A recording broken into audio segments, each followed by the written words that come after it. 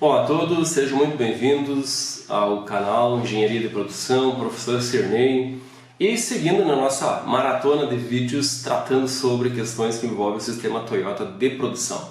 Conforme eu já falei nos vídeos anteriores, agora nós estamos falando sobre algumas ferramentas, alguns conceitos ou algumas metodologias mais específicas que eram simpatizadas ou eram simpáticas ao Taiichi Ohno, e ele buscava sempre fazer a implementação destas nos seus processos, na sua empresa, organização, gerando, obviamente, resultados importantes e que fez com que essas ferramentas se consolidassem e servissem até hoje, inclusive, 100 anos, 80 anos depois, a gente continua utilizando, aliado muitas vezes a outras ferramentas, a tecnologia, a formas inovadoras de implementar, mas continuamos seguindo aquilo que o sistema Toyota de produção teoricamente desenvolveu, criou e nos presenteou com essas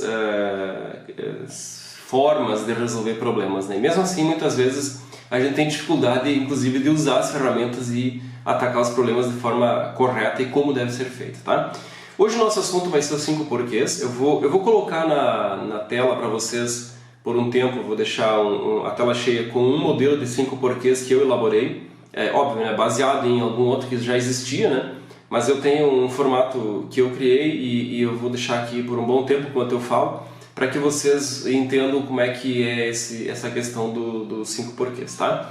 Mas na verdade os 5 porquês acaba sendo uma ferramenta que auxilia muito a decisão sobre causa raiz, Então, se nós temos uma situação onde nós eventualmente tenhamos alguma dúvida sobre a correta causa raiz do problema, a gente vai estar estudando o cenário a partir de um brainstorm, depois fazendo a aplicação do Ishikawa, e a partir do Ishikawa eu já consigo organizar as informações que eu tenho lá sobre os 6 M's, E a partir daí eu já tenho uma visão mais clara do que é a provável causa raiz. Mas no caso, se eu tiver 2 ou 3 possíveis causas raiz e eu ficar com dúvida, ou mesmo que eu tenha uma única causa raiz suspeita, e para confirmar, o ideal é utilizar os 5 porquês, Que nada mais é do que por quê. Perguntar 5 vezes por quê. E a gente vai se surpreender com o resultado. Nesse exemplo que eu tenho para vocês aqui, ele trata de um problema onde o automóvel teve o radiador perfurado, por alguma situação, e vazou a água, E aí o que aconteceu? Com o vazamento da água, o motor aqueceu. Então o problema que o motorista possui é aquecimento do motor. Então o que ele faz? O motor aqueceu.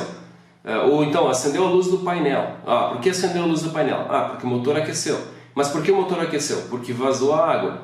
Por que vazou a água? Porque ele bateu em alguma coisa, Mas o que ele bateu? Onde ele bateu? Então se a gente não fizer toda essa análise dos nossos 5 porquês, perguntando 5 vezes o porquê, eu posso chegar lá num determinado ponto e dizer assim, a água vazou porque o radiador teve uma rachadura. Ok, então é consertar a rachadura, a causa raiz seria a rachadura, e eu resolvo o problema do vazamento da água. Só que se amanhã eu passar pelo mesmo caminho que eu passei hoje e que bateu em alguma coisa e rachou o radiador, e eu não resolvi a causa raiz, que não é só a rachadura do radiador e sim o objeto onde ele bateu, e se eu passar hoje de novo lá, eu posso bater no mesmo lugar e furar de novo o radiador.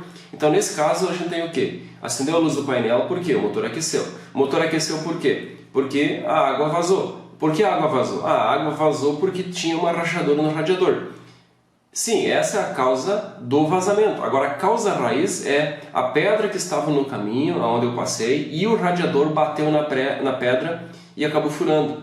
Então, se eu não for lá e remover a pedra do local, eu possivelmente vou passar hoje de novo lá, e eu vou bater na mesma pedra e vou mais uma vez criar uma rachadura no radiador. Então, assim, essa é uma análise bem simples, vamos dizer assim, mas é uma forma de nós enxergarmos a importância dos 5 porquês. Então acaba não sendo nada tão exagerado na forma de repetir 5 vezes o porquê, mas sim ele elimina ao máximo as possibilidades de nós errarmos sobre a definição da causa raiz e, por consequência, a tomada de ação.